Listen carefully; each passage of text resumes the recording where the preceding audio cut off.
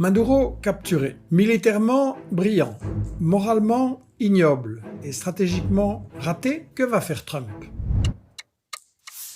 Donald, c'est quoi ton plan B? Avec ton arrogance d'impérialiste, tu as cru que tes dollars et tes armes allaient mettre les Vénézuéliens à genoux, mais je les connais bien, tu t'es planté, Donald. Les Vénézuéliens ne seront jamais tes esclaves. Tu ferais bien d'apprendre de l'histoire. Votre CIA a réussi tous ses coups d'État en Amérique latine, sauf au Venezuela. Coup militaire 2002, sabotage du pétrole 2003, tentative de coup électoral 2004, 3 échecs. Formidable éducateur et mobilisateur, Chavez adorait son peuple. J'ai rencontré de formidables comités de base dans les quartiers, souvent dirigés par des femmes. Et toi, tu t'imagines qu'en capturant un président, tu as tout réglé?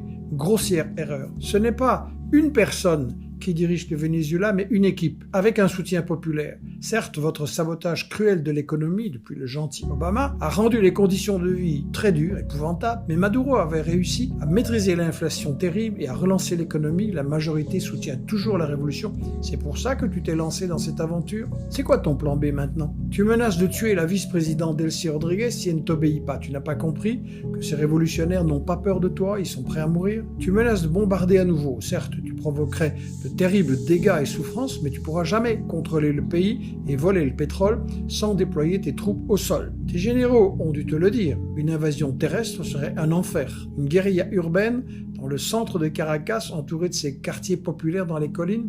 Tu bluffes, Donald. Depuis des mois, tu racontes que tu vas installer au pouvoir Machado qui offrira le pétrole à Exxon. Les médias nous ont depuis longtemps répété que Maduro aurait triché et que Machado disait « j'ai eu 70% des voix ». Tous les connaisseurs du pays savaient que c'était faux. Et maintenant, que nous dis-tu, Donald? Que Machado ne peut être présidente car, je te cite, elle n'a pas assez de soutien. Pardon?